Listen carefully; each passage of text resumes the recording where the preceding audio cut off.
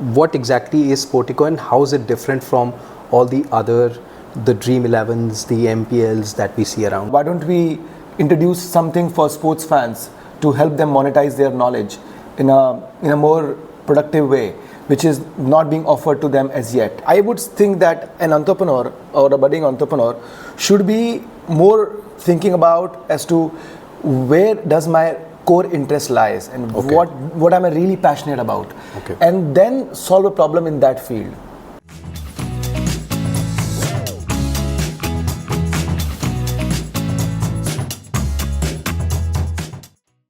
Hi friends, welcome to yet another Stud Farmer podcast. Today my guest is Saurabh Maloo. Saurabh, welcome. Thank you. Saurabh is the co-founder and chief executive officer of Sport Trade. Saurabh's a batchmate of mine. We were both at IIM Calcutta. We are both class of 2005, and Saurabh's done extremely well. First as a trader, and now this amazing startup that Saurabh heads. We'll get deep into it, but first let's talk about Saurabh's journey as an entrepreneur. So Saurabh, you got placed with banks and you did quite a bit of trading across your career. What exactly prompted you to first jump ships from steady paying job with a bank to having your own startup? And the second part of my question is, why exactly sports betting? How it started, yes. So I spent 17 years of my life doing derivatives trading, fixed income and foreign exchange.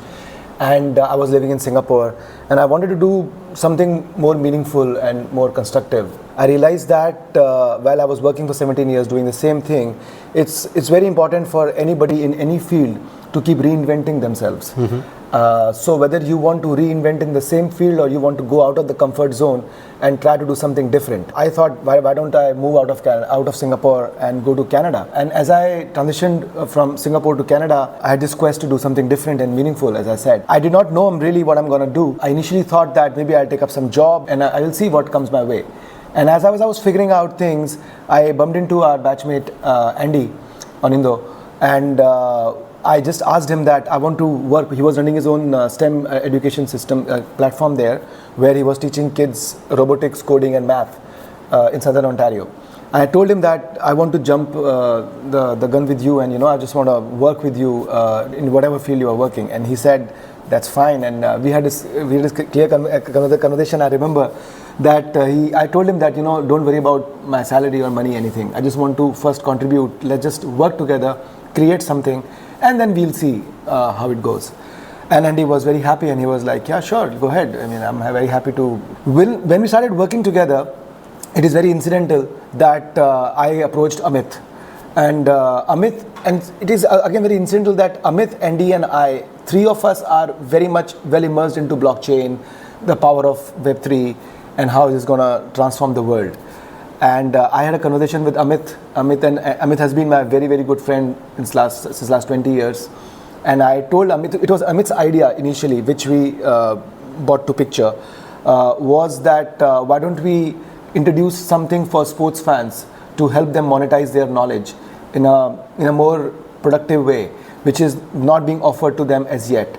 So sports fans are only having sports betting or fantasy sports as an option to monetize that knowledge. They have their inherent problems with these two models, which we wanted to address by introducing a linear trading concept where people can buy their favorite player stocks just the way they buy a company stock. So that way we wanted to reward the sports fans to have spent hours and hours dissecting every game, and there's nothing they get in the end. Right? So we wanted to, rather than just cheering from the sidelines, why don't you just put your money where your mouth is and make some money out of it? I see. So if I take a step back, it's essentially the need, the will to do something more than what you were essentially doing at a bank, trading derivatives and fixed income. So that's one side of the story. Obviously, from your statement that you just made, I can make out how passionate you still continue to be about trading, which essentially led you to actually stay within trading. It's just you're not trading derivatives anymore. You're focused more on offering trading solutions or trading platforms to people to use a subset of their knowledge. But did you think of anything other than sports? If let's say you were to start something today, Would you look at anything other than sports betting? That's a good question, Gagan. And I feel that what one should do in terms of entrepreneurship should not be a push but a pull factor. Okay. So rather than thinking about, okay, I want to do a business and what should I do, there should be a need, there should be a pull for you. So whatever space you understand better, wherever your passion lies. For us, it was trading, risk management, and hence we wanted to use that knowledge to fit somewhere else in the world where it can add some value in some industry. And I would think that an entrepreneur or a budding entrepreneur should be more thinking about as to where does my core interest lies and what am I really passionate about, and then solve a problem in that field. I see. So it's not about looking at the industry and seeing, oh, everybody is doing this, maybe this is the thing to do. It's more about looking inside and then figuring out. So for you, it was, an intersection of trading and sports that kind of got the three of you together, and Sportiqo was born. Absolutely. Interesting. How about we talk about your co-founders, our batchmates, Amit Raina, Anindo. They were both, I think, top 5 in our... Anindo was a gold medalist, Raina was a ranker. Gold medalist, Amit Raina was a ranker. Typically, whenever I talk to entrepreneurs and whenever I talk about their marriages to their co-founders, a lot of times I hear the word complementary skills. But in case of the three of you, it's more like you share more passion than, complementary skill set. What exactly is the equation between the three of you? So very interesting thing, Paji, here. So actually, we are very complementary that way. So all three of us have their different skill sets where we thrive on. In between co-founders, there should be something very common, which binds you, and something which is different, which sort of gives you the diversity, right? So what is common is also very important. So what is common amongst us is which I think very foundational, very fundamental to a startup when co-founders come together, is that you have to have your ethos in line. You need to know, and especially the space that we were going to jump in has a huge regulatory intersection, and we wanted to always be sure that we are always adhering to the regulatory landscape, and we do not want to do anything fast. We would not want to do anything if it is not completely compliant with the regulatory landscape of that. Understood. So it's the ethos which bind all of you onto the same platform. Onto the same platform. Okay. Other than that, I would say that it is one thing very important, which is very again, is that we are never trying to make a point and prove it to be right just because it is my point. If it is anybody's point, we are always, when we are on a call, we stay in 3 different cities in the world.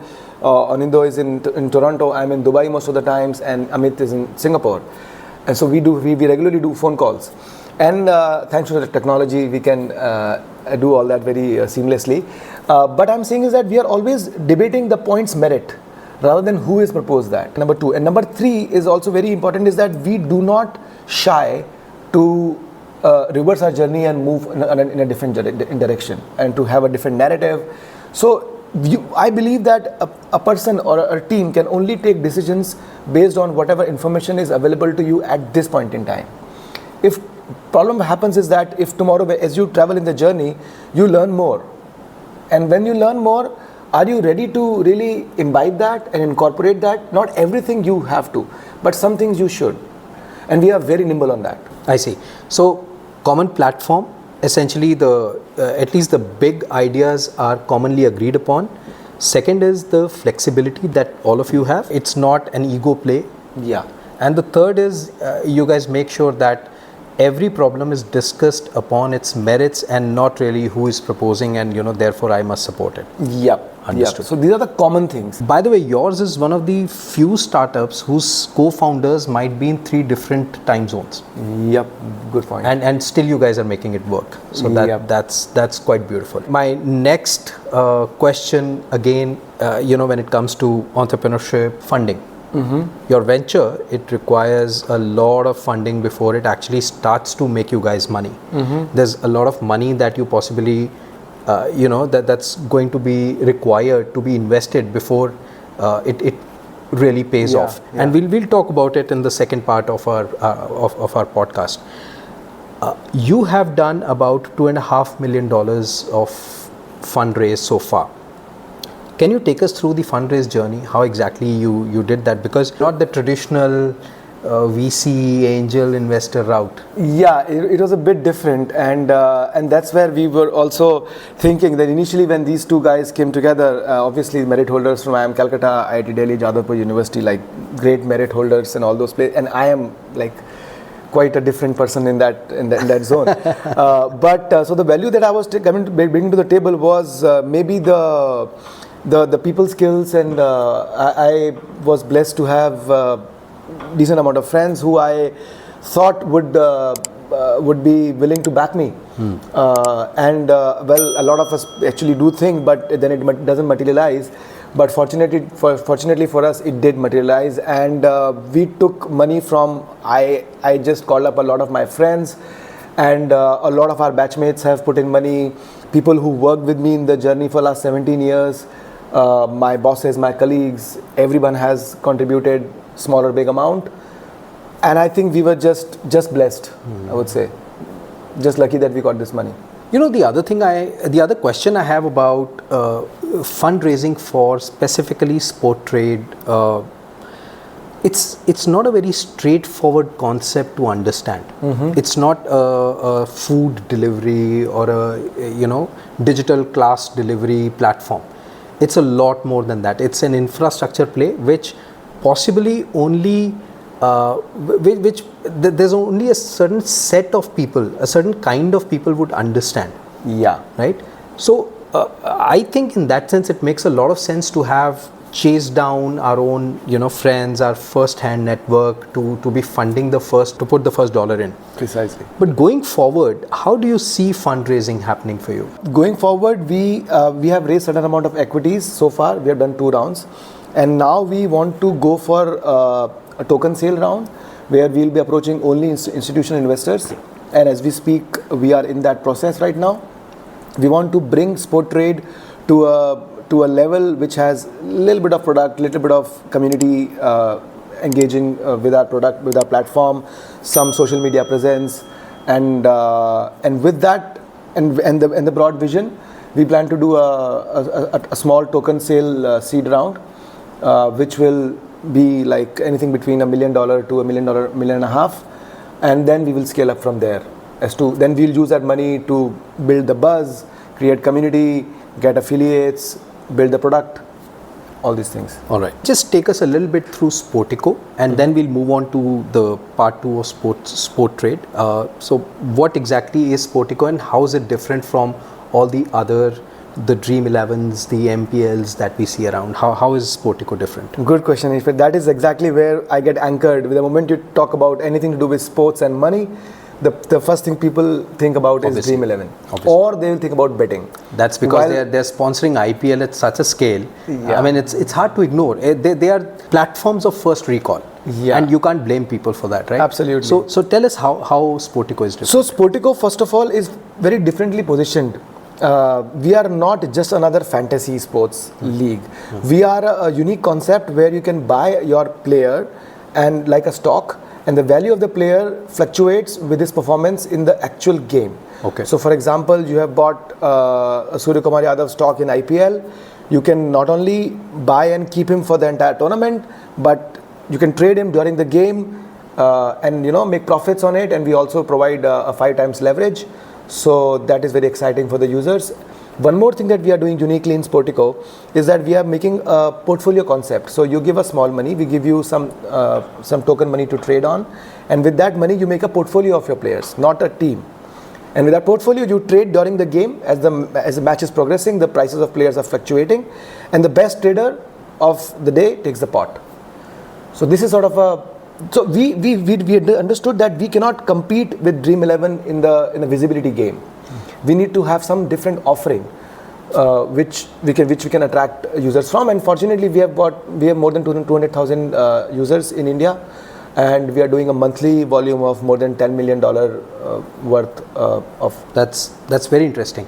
So essentially, how you're different is that the Dream 11s and the MPLs are getting people to create fantasy teams. Yeah. right? And then based on that, you have a winning pot that the winner takes home. Yeah. But in your case, it's essentially your trading background which has come into play. You're like a Manchester United or a Liverpool who are trading players for profit, and the worth of players is fluctuating with their performance. With the performance, purely performance. It is not to do with endorsements. So it's completely different. So in an MPL game or a Dream 11, they have to select 11 players. In your case, you can go for 20 players also. Yes, or one player. Or even just one player. Yeah. Understood. And another very big difference is that the moment the match starts, all these fantasy sports, they lock. The matches are locked, exactly. Right. So the teams are locked, and then there is no engagement. When the user or the viewer is having highest engagement, he has no call to action. Understood. So we wanted to facilitate those users to be involved with the game on their phone. I roughly understand where Sportiqo is different, but having said that, Sportiqo is not exactly where the team is headed right now. Yeah. Right? The sport trade is essentially the play that you guys are now focused on. Correct. So let's get deeper into sport trade, which really is the platform play for sports betting. This is end of part 1. We'll see you in part 2, where we talk in a more detailed manner on the Web3 technology, the sport trade as an infrastructure play. It's going to be a lot more technical, but it's going to be a lot more valuable for people who want to know more about the online betting industry.